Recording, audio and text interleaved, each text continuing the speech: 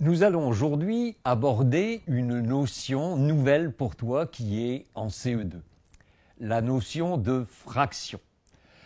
Si tu demandes ce qu'est une fraction à un élève de CM1 ou de CM2, il te dira « ça n'est pas de la tarte ». Eh bien si, je vais te prouver que si ça n'est pas tout à fait de la tarte, c'est du gâteau.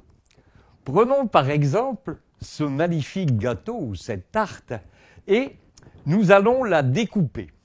Nous allons la découper en 5 parts de manière à ce que 5 enfants puissent avoir chacun une part de ce gâteau. Mes 5 parts de gâteau peuvent être partagées dans 2 assiettes. Une assiette contenant 2 parts, une assiette contenant 3 parts. Comme j'ai découpé ma tarte en 5 parties, je dirais que une part représente donc 1/5 de la tarte. 2 parts, 2/5. 3 parts, 3/5. J'ai découpé la tarte en 5 parts et je prends un certain nombre de morceaux. J'ai pris ce gâteau, mais j'aurais pu prendre également un fruit. J'aurais pu prendre une orange. Et cette orange, j'aurais pu la découper en 8 parts. C'est très facile, on la coupe en 2, puis encore en 2, puis encore en 2. Regarde bien. Ici, j'ai 3 parts parmi les 8 que j'ai découpées. Je dirais donc que j'ai ici 3/8 qui est une fraction de mon orange. Si je regarde dans la diapositive à côté, j'ai 1, 2, 3, 4, 5, 5 parts de mon orange qui a été découpée en 8. Je dirais donc que j'ai 5/8 de mon orange. Regardons maintenant une série de schémas. Si je regarde le schéma qui se trouve ici, j'ai découpé ce rectangle en 1, 2, 3, 4, 5 bandelettes. Chaque partie va donc représenter 1/5 de la totalité de mon rectangle.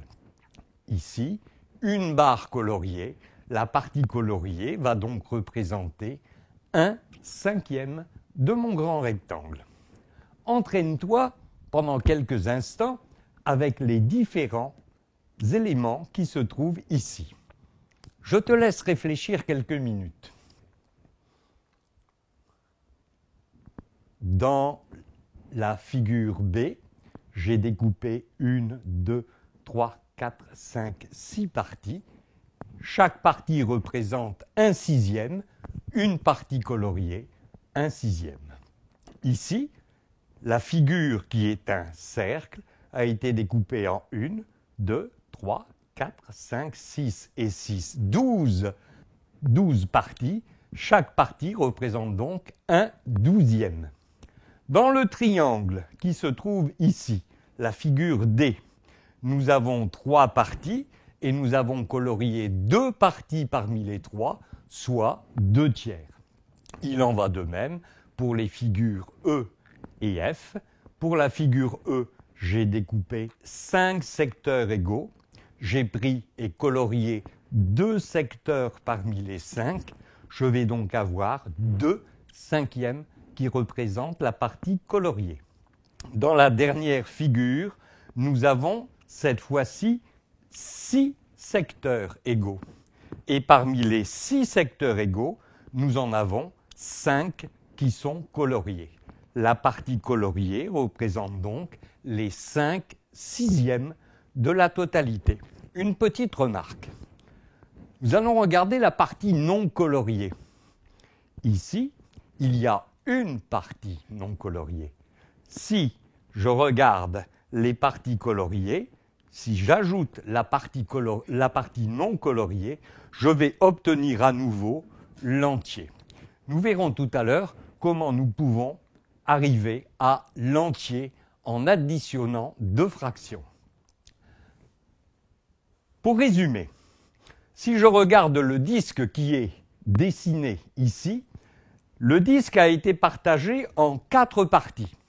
Sur ces 4 parties, 1, 2, 3 sont coloriés, on dira qu'il y a 3 quatrièmes, ou plutôt 3 quarts, lorsque le dénominateur est 4. C'est un peu un cas particulier. Pour 2, 3 et 4, les dénominateurs vont prendre des noms particuliers. Je vais y revenir de suite. Donc ici, j'ai pris 3 parties. Parmi les 4 qui étaient ici, j'ai donc une fraction qui sera notée sous la forme 3 quarts. Le nombre de parties que je fais s'appelle le dénominateur. J'ai fait 4 parties.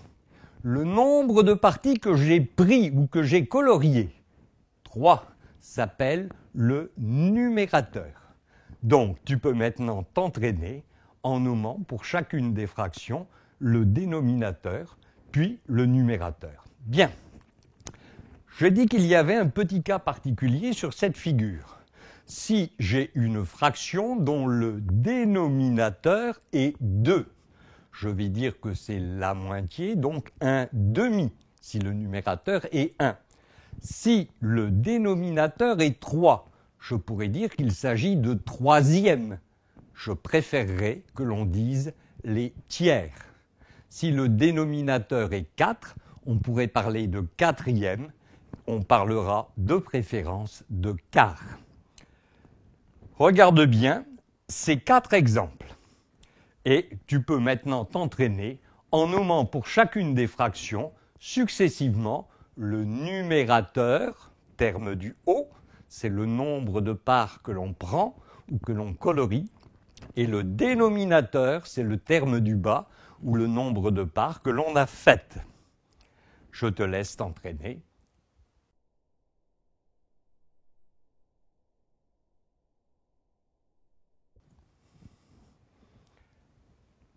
Voyons maintenant comment on peut comparer des fractions. Car les fractions, c'est comme des nombres. On peut donc les comparer. Quand vous avez étudié des nombres entiers, vous avez vu que 2 était plus petit que 3, qui était lui-même plus petit que 4. Nous allons essayer de comparer des fractions. Toutes les fractions qui apparaissent ici sont des fractions qui ont un point commun. Elles ont le même numérateur. Même terme du haut. Regardons simplement les figures représentées. Quelle est la partie coloriée qui est la plus importante? S'agit-il de la figure 1 ou de la figure 2? Bien évidemment, il s'agit de la figure 2. La figure 1 a été divisée en 1, 2, 3, 4, 5 parties et j'ai colorié une partie sur les 5. Alors que dans la figure 2, j'ai 1, 2, 3 parties et j'en ai colorié une. Il est bien évident que cette fraction, ici, est plus importante. La première fraction, j'ai colorié une partie sur les 5, représente donc un cinquième. Ici, une partie sur les 3, donc un tiers. La plus grande de ces deux fractions sera donc égale à un tiers. Quelle est la fraction maintenant qui a le plus de valeur? Je te laisse réfléchir une petite minute et c'est à toi de trouver la bonne réponse.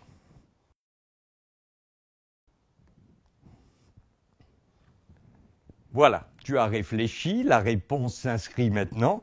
Tu peux voir que dans le deuxième cas, la partie coloriée est plus importante dans le schéma numéro 1, la partie coloriée est donc 3 quarts et c'est la réponse la plus importante par rapport à 3 cinquièmes. Ce qui va nous permettre d'établir une première propriété. En effet, quand je dois comparer des fractions qui ont le même numérateur, la plus grande va être celle qui aura le dénominateur le plus petit. Ce qui est logique, puisque si c'est le dénominateur le plus petit, c'est que les parts que j'ai découpées sont plus grandes. Voilà. Voyons maintenant comment l'on peut faire lorsque les fractions ont le même dénominateur. Quelle est la fraction qui a le plus de valeur. Si on regarde à nouveau ces deux schémas, chaque partie, chaque disque a été divisé en 8 parties, ce qui explique que le dénominateur de mes fractions est 8. Bien évidemment, la fraction qui a la plus grande valeur, c'est la fraction 5/8, où la partie colorée est la plus importante.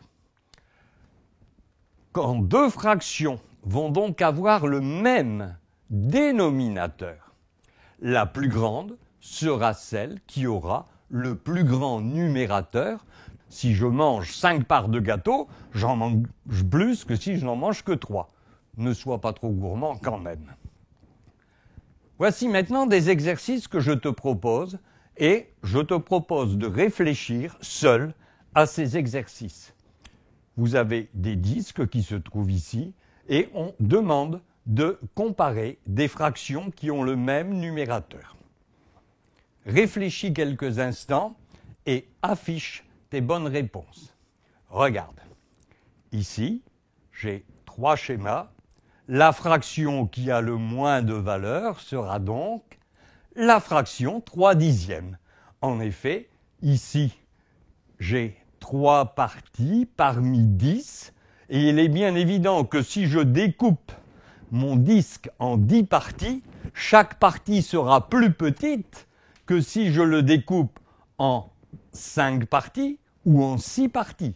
La fraction qui a le moins de valeur est donc la fraction 3/10, et celle qui a le plus de valeur, 3/5.